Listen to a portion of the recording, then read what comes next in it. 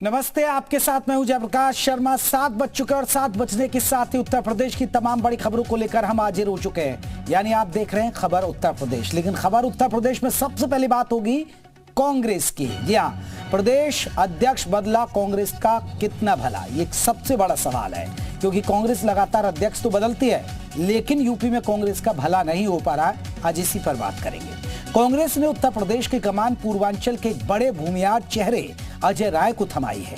अजय राय सवर्ण वर्ग से आते हैं। कांग्रेस ने पिछले दिनों में लगातार यूपी में प्रयोग किए।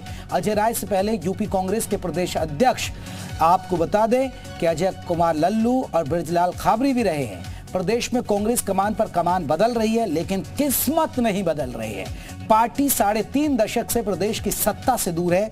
ऐसे में इस बदलाव के कई मायने निकाले जा रहे हैं।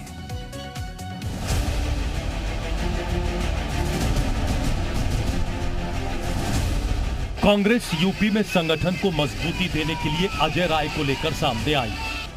बृजलाल खाबरी की जगह पर उन्हें प्रदेश अध्यक्ष बनाकर पार्टी ने 2024 की जंग से पहले सबसे बड़ा दांव खेला है। पार्टी की कोशिश होगी कि अजय राय पार्टी के अंदरूनी मतभेदों को निपटाकर संगठन को एक बार फिर बीजेपी के मुकाबले में खड़ा करने में कामयाब हो। अजय राय भी इस तरह का दावा कर रहे हैं। कांग्रेस के नवनियुक्त प्रदेश अध्यक्ष बनने के बाद वाराणसी पहुंचे अजय राय का कार्यकर्ताओं ने एयरपोर्ट पर भव्य स्वागत किया। नई जिम्मेदारी मिलते ही जोश से लबरेज अजय राय ने 2024 की जंग को लेकर अपने इरादे साफ कर दिए। राहुल और प्रियंका को लेकर बड़ा ऐलान कर डाला। बिल्कुल राहुल गांधी अमेठी से लड़ेंगे। अमेठी के लोग यहाँ हैं और जहाँ से प्रियंका गांधी जी की इच्छा बनारस अगर होगी, हमारा एक एक कार्यकर्ताओं के लिए जान लड़ देगा। स्मृति ईरानी कहती है कि राहुल गांधी अमेठी इस बार भी नहीं आएंगे, भाग जाएंगे। अब स्मृति ईरानी खुदे बौखला गई हैं। 13 रुपए किलो में चीनी दिलवा रही थी, दिलवा पाई? उनसे पूछिए। 13 रुपए किलो में हमारे लोग आए अमेठी के, उनसे पूछिए। कहा था कि 13 रुपया में आपको चीनी मिलेगा और कमल का बटन दबाइए, और 13 रुपए का चीनी कहा गया, जनता को जवाब दे। अजय राय 2 बार पीएम मोदी के खिलाफ वाराणसी से लोकसभा की जंग लड़ चुके हैं। राय का दावा है कि 2019 में उन्होंने पीएम को वाराणसी में टक्कर दी थी। इस बार भी वो जंग जोरदार होने का दावा कर रहे हैं। लेकिन बीजेपी का कहना है कि यूपी में 80 की 80 सीटें बीजेपी गठबंधन जीतेगा। सपा बसपा कांग्रेस का यूपी में खाता भी नहीं खुलेगा। मैं तो ये बता ही रहा हूँ कि उत्तर प्रदेश में 80 में से 80 सीटें भाजपा गठबंधन जीतेगा। सपा बसपा कांग्रेस का यूपी में खाता नहीं खुलेगा। अजय राय के अध्यक्ष बनने के बाद यूपी में विपक्षी गठबंधन इंडिया की अलग रणनीति पर चर्चा शुरू हो गई है। दरअसल इंडिया में कांग्रेस के साथ साथ अभी अखिलेश यादव और जयंत चौधरी दिख रहे हैं। अखिलेश वर्तमान में मुस्लिम यादव समीकरण को मजबूत करने के साथ साथ गैर यादव पिछड़ों को भी साधने की रणनीति पर जुटे हैं। ऐसे में अखिलेश की रणनीति में कांग्रेस बाधा पहुंचाने के मूड में नहीं दिख रही। कांग्रेस की ओर से अजय राय को आगे करके अब सवर्णों को साधने की कोशिश की जा रही है। दरअसल यूपी में भूमियार वर्ग की पकड़ ब्राह्मण और राजपूत दोनों वोट बैंक के बीच दिखती है।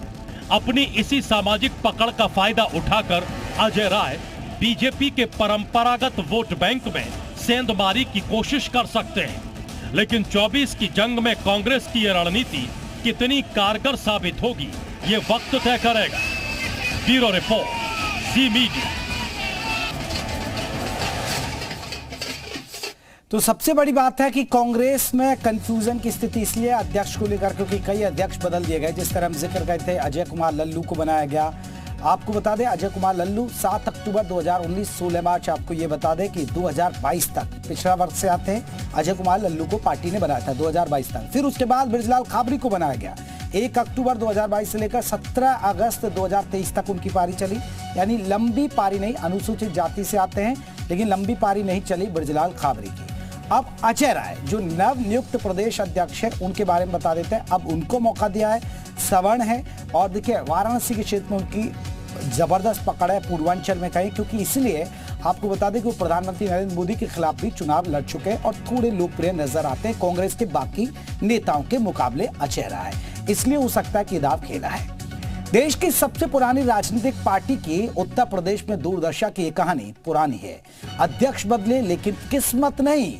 विधानसभा चुनाव की बात करें तो आपको बता दें कि 399 प्रत्याशी उतारे थे कांग्रेस ने और 21,51,234 वोट मिले। आप सोचिए, इतनी बड़ी पार्टी जिसने कई बार यूपी में शासन किया, उसको 21,51,234 वोट मिले, जो कुल पड़े वोट का महज 2.33% थे।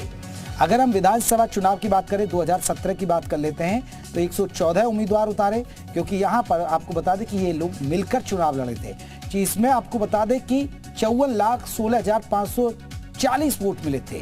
54,16,540 वोट मिले थे। कांग्रेस के हिस्से में 6.25% वोट आए थे। लोकसभा चुनाव की बात कर लेते हैं। आप लोकसभा की भी स्थिति देखिए कांग्रेस की क्या है। केवल आपको बता दें 2 सीटों पर लोकसभा के अंदर जीत हासिल हुई थी कांग्रेस को वोट प्रतिशत रहा था 7.53 रहा था। लोकसभा 2014 की बात करें। अब देखिए 2019 को समझिए। 2019 में तो और कांग्रेस का हाशिए पर चले गए। कांग्रेस के हाथ एक ही सीट हाथ लगी, वो भी आपको बता दें रायबरेली। 2019 में अमेठी भी हार गए, राहुल गांधी चुनाव हार गए।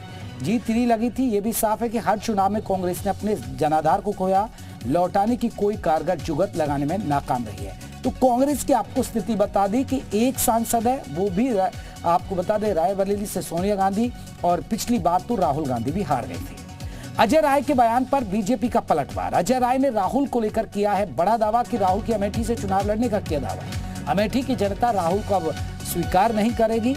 राहुल को दूसरे राज्यों में कोशिश करनी चाहिए। बीजेपी ने पलटवार कर दिया है कि अजय राय कह रहे कि राहुल गांधी अमेठी से लड़ सकते चुनाव, तो उस पर बीजेपी का पलटवार आया है। राहुल के अमेठी से चुनाव लड़ने का दावा करने पर बीजेपी ने पलटवार किया।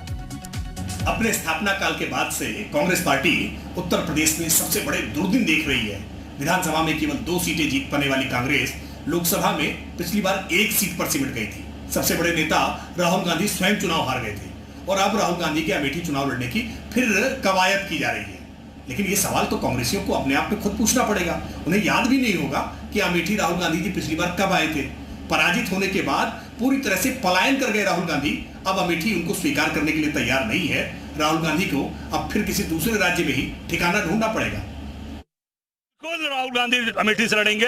अमेठी के लोग यहाँ हैं और जहाँ से प्रियंका गांधी जी की इच्छा बनारस अगर होगी, हमारा एक एक कार्यकर्ता उनके लिए जान लड़ा देगा। स्मृति ईरानी कहती है कि राहुल गांधी अमेठी इस बार भी नहीं आएंगे, भाग जाएंगे। अब स्मृति ईरानी खुदे बौखला गई हैं। 13 रुपए किलो में चीनी दिलवा रही थी, दिलवा पाई? उनसे पूछिए 13 रुपए किलो में हमारे लोग आए अमेठी के, उनसे पूछिए। कहा था कि 13 रुपए में आपको चीनी मिलेगा और कमल का बटन दबाइए और 13 रुपए का चीनी कहाँ गया, जनता को जवाब दे।